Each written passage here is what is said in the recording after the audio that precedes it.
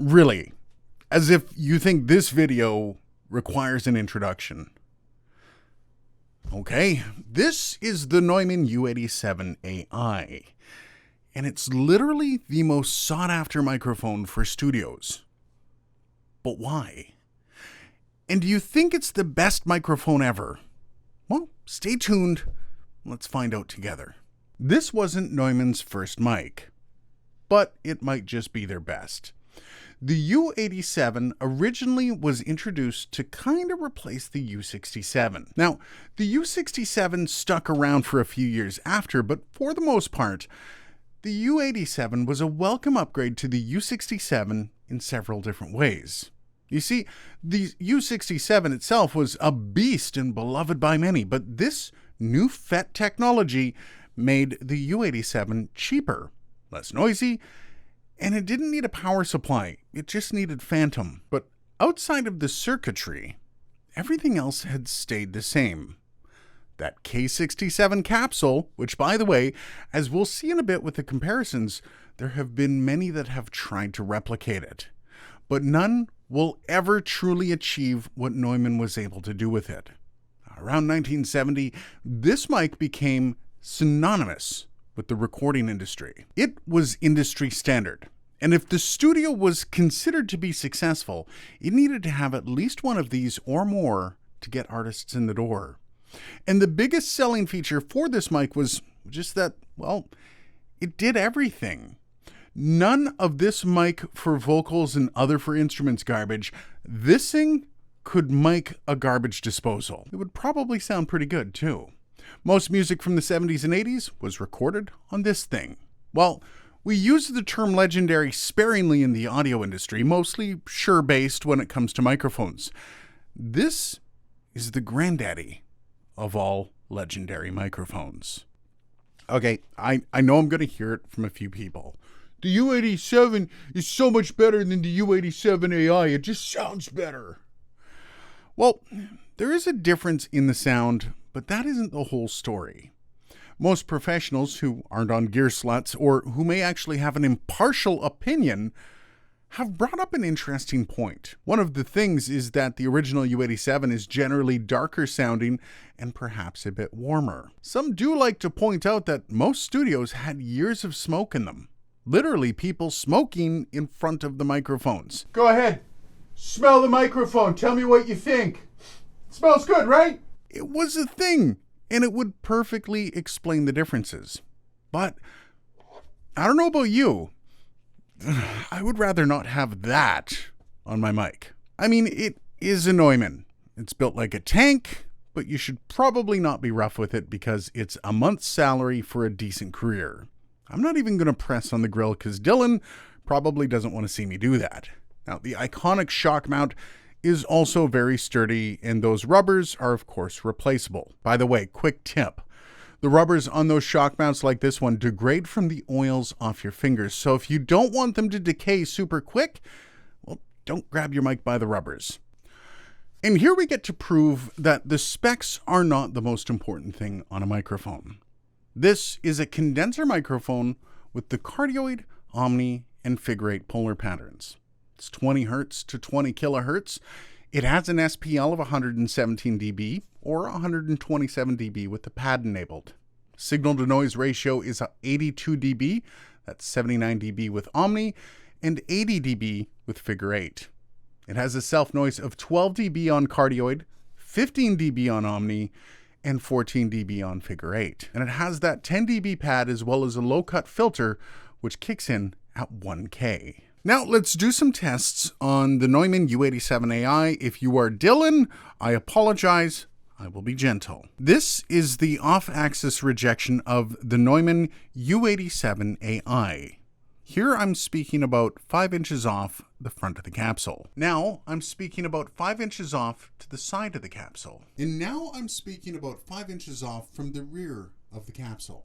Now let's take a look at the plosive rejection of the NEUMANN U87ai. Peter Piper picked a peck of pickled peppers. Peter Piper picked a peck of pickled peppers. Now let's look at the proximity effect test for the NEUMANN U87ai. This is me speaking into the NEUMANN U87ai from about 5 inches off the capsule. Now this is me about 1 inch off the capsule. 5 inches, 1 inch. 5 inches, 1 inch. Now let's take a look at the pad on this microphone, which is a 10 dB pad. This is me speaking about 5 inches off the front of the capsule with the pad off.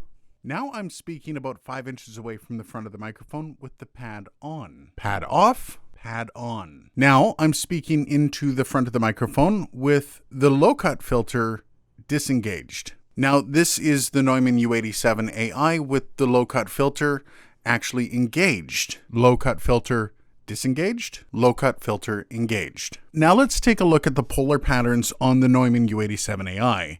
This is the cardioid polar pattern. So you'll notice as you go around, you'll start to lose some of the sensitivity towards the back of the microphone. And as we went over in the off-axis rejection, that's what it's meant to do. This is now omni, meaning it will be picking up from all around the microphone. So if I move around to the side of the microphone, you're going to notice that it should be staying the same if I stay about 5 inches away from the capsule. Now we're on the figure 8. That means that there's a lobe of sensitivity in front and there's a lobe of sensitivity in the back, and in between there's an area of insensitivity in the middle. So when I move the microphone off to the side, you can actually hear the rejection happening right from the side of the microphone. This is the Isovox test of the NEUMANN U87ai, and this is with it on a cardioid polar pattern. Not that the cardioid polar pattern matters that much in the Isovox, although figure 8 might be a little weird. This is what it sounds like. Let me know what you think. This is an expensive microphone. It's different than the last ones that I've seen because it's expensive and it has a goldish color. So if you're into colors, this is your microphone for you. The added bonus of this microphone, it has a little heart, which I mean, how can't you buy this microphone when it has a heart on it? I'm a big fan of the heart. I tend to buy things based off color, like my Volkswagen Beetle I bought because it was cute and it was white and it was adorable. This mic is an adorable mic. You should buy it. Now we have, they're not touching, right? Okay, the NEUMANN U87ai versus the Rode NT2A. This is going to be a bloodbath. And the only reason I'm actually including this is, out of all the microphones I actually own, this is the one that I've loved the most for the longest. It's like my life partner until I find a better one and I replace it. This is how the NEUMANN sounds, and this is how the Rode NT2A sounds. Now, of course, yes, this is going to be a bloodbath, but still, $500 mic, actually, I think $400 mic, $3,500 mic, $435. You know what, the US dollars, I'll put them up here. This is about $4,500 in Canada. This one's about $500 in Canada.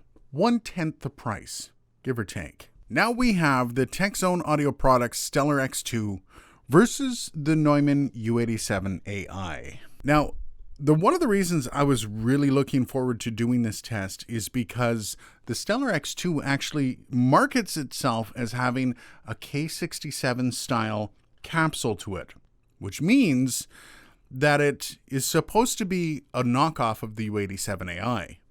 And one of the things even Booth Junkie said, it's close.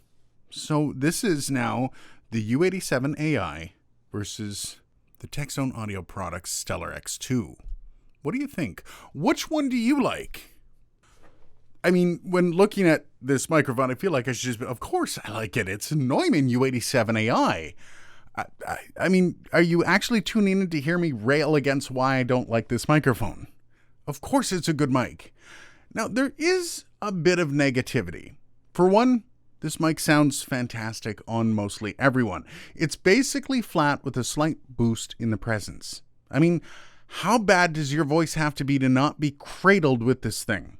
But I can say my heart does belong to another microphone, the C414 XLS. I mean, once again, of course this is good. There's a reason it's in every studio that's worth its salt, but it does beg another question. Do you need this microphone if you're in voiceover or starting your own studio? No. In fact, I saw a post the other day of actors reading lines for a Disney movie, and they were using a Rode NT1. I mean, Billie Eilish recorded a few songs on her first album with an Audio-Technica AT2020. Don't think for a second that the microphone is the one thing that will put you over the top in your career. So then, is it worth it? Well, yeah. It's not a podcast mic, and honestly, beyond the studio owners and successful VO talent, it's probably not worth it to you. That said, if you ever get the chance to use one, well, I can honestly say it's worth it. Now, that said, if this is that review that sends you over the edge and you do want to have it, well, just links in the video description. Let me know. What do you think? Hit me up down below. Thanks for watching, and I will see you in the next video.